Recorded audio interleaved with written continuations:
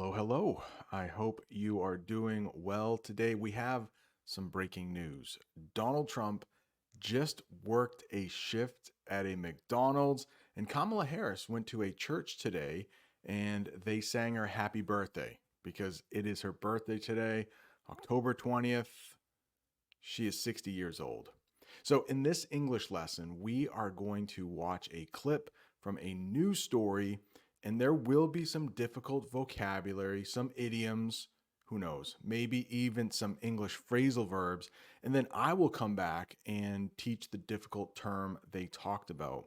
Now, normally I have pictures, no pictures today, just a definition and a sentence that somewhat relates to the news story about Kamala Harris's birthday or Donald Trump working at McDonald's. I'll probably also talk a little more casually. You might hear some more ums and some more you knows, but hopefully that will help you with your English listening skills. Listen to someone who is speaking English quite casually. All right, let's take a look at the news clip. And this news clip comes from Australia. So it will also give you a chance to practice your Australian English listening. There is one term that I had never heard before, but it's super close to something we say in the United States. So I actually did know it. Let's take a look at that clip.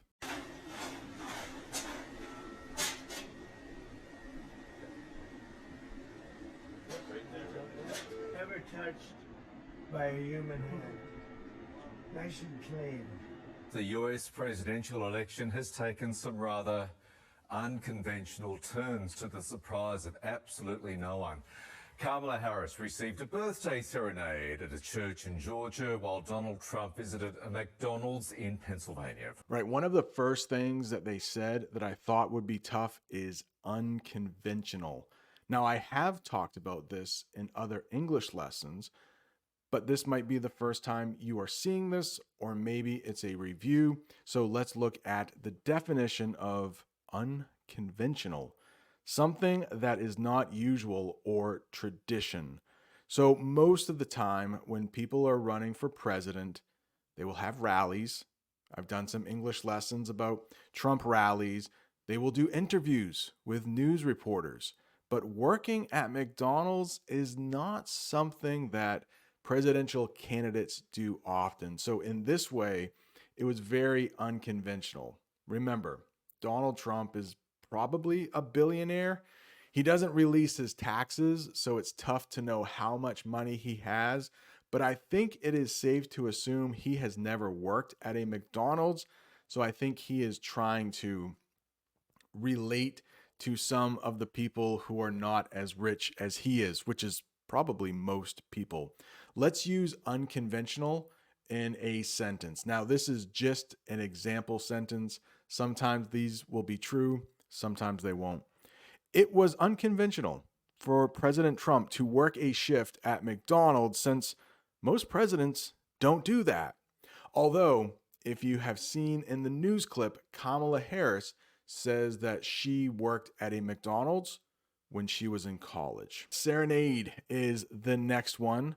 Think of singing when you hear this, but it's like singing to somebody.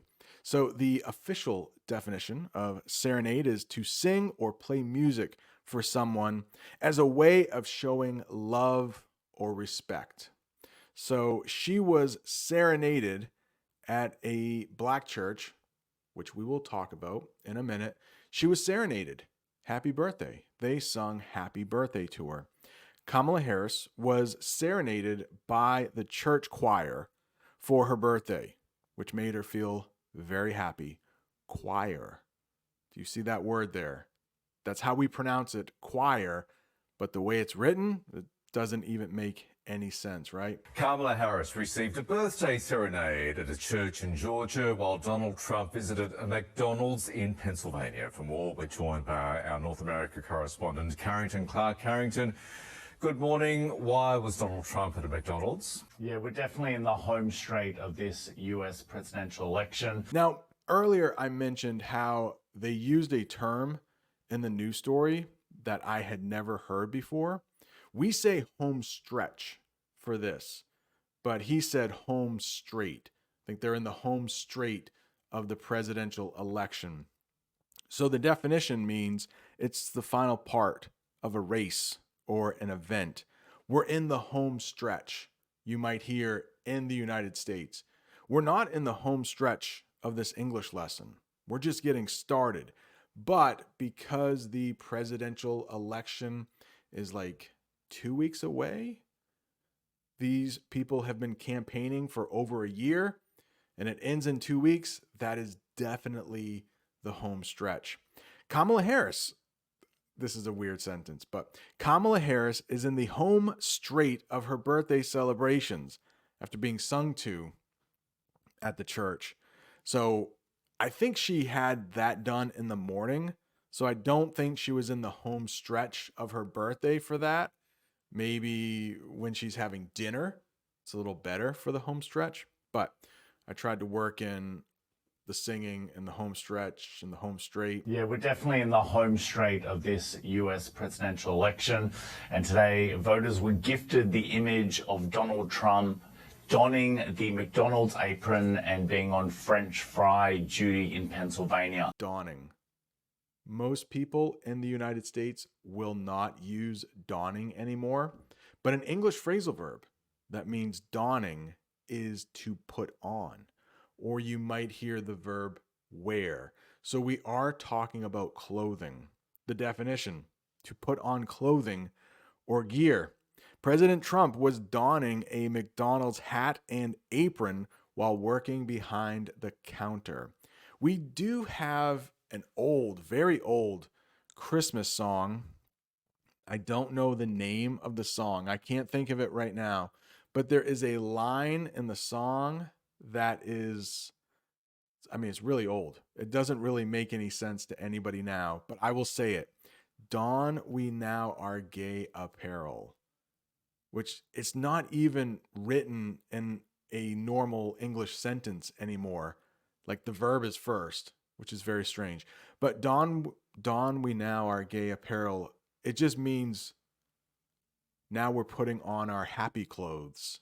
So I guess if you're celebrating a holiday, you might put on happy clothes. And today, voters were gifted the image of Donald Trump donning the McDonald's apron and being on French fry duty in Pennsylvania. Now, the reason he is doing this is because he wants to highlight what he is calling a lie from Kamala Harris when she says that she worked at McDonald's when she was attending university. Now, this is one of these unusual aspects of this election campaign. Kamala Harris has used her work experience at McDonald's as an example of why she knows what it's like to be a working person. Experience, she says, Donald Trump simply does not have. Donald Trump has accused her of lying about that experience. He's offered no evidence to suggest that she didn't work at McDonald's when she said she did. Accused. When someone says you did something wrong or illegal. So remember in the news clip, Donald Trump is accusing Kamala Harris of lying about working at McDonald's while she was in college. Some people have accused Trump of doing strange things, like working at McDonald's to get attention. That might be a little strange. I don't know, but hey, when I saw that on the news, I said immediately, I need to make an English lesson about this. It is unconventional, but I think it's kind of funny. Evidence. Proof. This is proof that something is true. Proof that something is true. There is a lot of evidence that Kamala Harris enjoyed being serenaded at the church for her birthday. I don't think it was her church. It was just a church in Georgia. I believe Trump was in Pennsylvania, right? We will talk about it a little later, but those are both swing states. Swing states. They could be red for Republicans. They could be blue for Democrats. We just don't know yet. They go back and forth. and they are very important states for a president to win the election. But this has become a very popular topic of conversation in some of the far reaches of the internet. So Donald Trump wanted to make sure that this was front and center again today. They also mentioned the far reaches of the internet. Those are places or websites that are not too well known or popular. I mean, you could say probably my little old English channel is in the far reaches of the internet. Not very popular, like maybe Bob the Canadian, or English with Lucy, or Speak English with Vanessa. Not as popular as they are. So you have to dig a little deeper to find my channel, maybe in the far reaches of the internet. Front and center. Front and center means it is very important or noticeable. Like, it's like right in front of your face, or it's a noticeable position. Not easy to say. Noticeable position. Kamala Harris was front and center at the church as people sang to her. And Donald Trump was front and center at the drive-up window. I think that was staged. I mean, I think it was planned beforehand, because you saw the family in the car. And yes, they were a very good looking family driving a very nice vehicle. It wasn't all beat up. I think they had all of their teeth.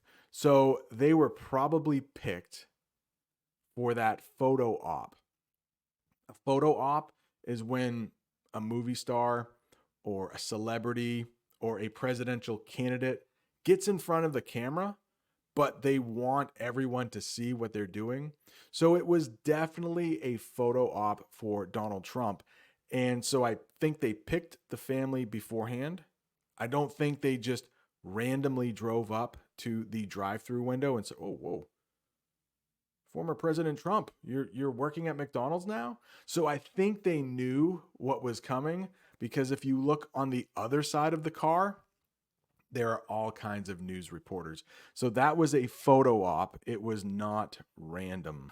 So Donald Trump wanted to make sure that this was front and center again today. The vice president, as you say, is down in Georgia, one of the other key swing states. She went to a black church. She received this happy birthday serenade, and really tried to target in particularly on black men. Polls suggest that Kamala Harris is underperforming with black men compared to black women. Now, I mentioned swing state earlier. Let's get the official definition. A state where both political parties have a chance to win. Georgia, where Kamala Harris was serenaded, is an important swing state in elections. Yeah, there are other states like Michigan, Wisconsin, but Pennsylvania and Georgia seem like it's too close to call. Is that next? No, we will get to too close to call in just a couple, like 3 more. Okay. This one, a black church. This might surprise some people watching now, but in some parts of the United States, mostly the South, Georgia, Alabama. I used to live in Alabama. This was over 20 years ago, but there were black churches and white churches. Some churches where both races went, but it was very common for someone to go to a black church if they were black. Not too many white people. It did happen. And then white people would go to white churches. Now, the biggest difference that I remember is that the black churches would stay in church longer on Sundays. And in the South, a lot of they're Christians mostly. They go to church twice a day on Sundays. And so it might be for like an hour in the morning, an hour in the evening. But black churches probably stay like 2 or 3 hours in the morning, 2 hours at night. So a little bit longer. Do we get the official definition? No. I think I have explained it though. A church where most of the people are African American or black. Not all. There could be a couple white people sprinkled in, but the majority would be black people. Same goes for white churches, white people. Kamala Harris visited a black church in Georgia where they sang to her for her birthday. What's the next one? Underperforming. Underperforming. Not doing as well as expected. Let's say you had an English exam and you thought you were going to get 100. Instead, you got like an 85. You would have underperformed for that English test. So let's take a look at a sentence about underperforming. Some say President Trump was underperforming during his shift at McDonald's, but others thought he did well. If you look back at the news story and President Trump dumping those fries, it definitely looks like he has never done that before. I doubt he has ever worked at McDonald's before. Polls suggest that Kamala Harris is underperforming with black men compared to black women, and they know that they need to get more black men on board if they are going to win in some of those key states like Georgia. And the polls are indicating at this point that it is too close to call. Too close to call. This election, I have a feeling, will be too close to call for a couple days. So it's when a result is not clear because both sides are very close or very close to winning. We vote on November 5th for president. It might be November 6th, or November 7th until we know the winner. In 2000, there was a presidential election between Al Gore, he was the current vice president, and a guy named George W. Bush. Well, George Bush became president, but it took a couple weeks and even some court cases to figure out who actually was president. I don't think it will take that long for this election, but it might take a couple days. And also, we don't have to worry too much about the time because the new president doesn't take office until January 20th. So there's a little over 2 months between Election Day and Inauguration Day. That is when the president is inaugurated or takes office. Let's look at a sentence with too close to call. Elections in Georgia can be too close to call, just like when Kamala Harris visited the swing state. Yeah, Georgia is a state where it could be too close to call for a couple days. And although we talk about Election Day being 2 weeks away, in many states, early voting has begun. People are already out in force, and the votes are being counted, even if we have no idea which way this is going to go. In the news story, you saw that Americans are already starting to vote in some states. Every state has a different way of running their election. So early voting works differently in every state, but some states are allowing people to vote already. It might be mail. You can mail in your ballot. The ballot is the thing you write on to pick who you want to be president. So you can mail in your ballots. They might even have polling stations. That's what we call it, where you go vote.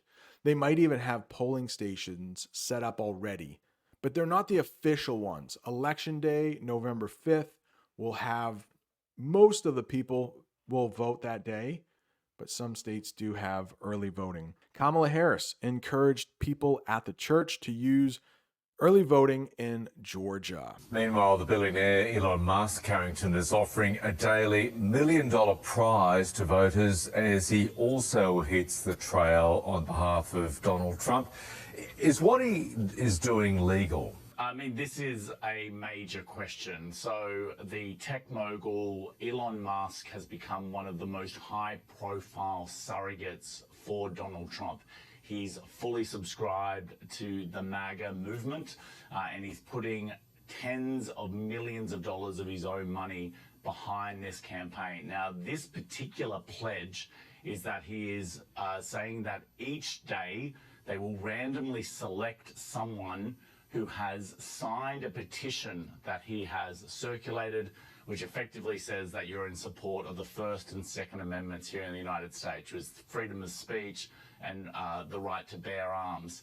Now, that is seen as a way of marshalling support for Donald Trump in some of these key swing states. Surrogate. Surrogate. I believe in the English lesson I did about how to talk about birth in English, I talked about surrogate mothers, if you remember that.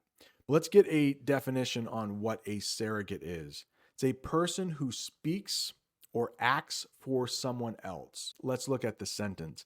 During the event, someone acted as a surrogate for President Trump while he worked at McDonald's. A surrogate mother often carries the baby for a couple who might not be able to have a child themselves. So she will use her belly or her womb in place of like another mother. Hopefully that makes sense. A surrogate, somebody who works on your behalf, who does something for you. MAGA. MAGA is the next one, and that is short for Make America Great Again. You may have seen Donald Trump wearing a MAGA hat, but that's like his slogan. Let's look at the official definition. A slogan used by Trump and his supporters. Some people at the McDonald's where Trump worked were wearing MAGA hats to support him. I don't think that's true. I don't remember anybody wearing a MAGA hat. It's just an example sentence. Petition. What is a petition? It's a formal request for something, usually signed by many people. So the more signatures you get, that's what people do when they write their name, the more powerful your petition will be. I did not know until watching that news clip that Elon Musk has a petition for people to sign. I think probably just in swing states. My little state is not a swing state. It is probably going to vote for Kamala Harris. I live in a blue state. But I guess in some swing states, if you sign Elon Musk's petition, you might win $1 million.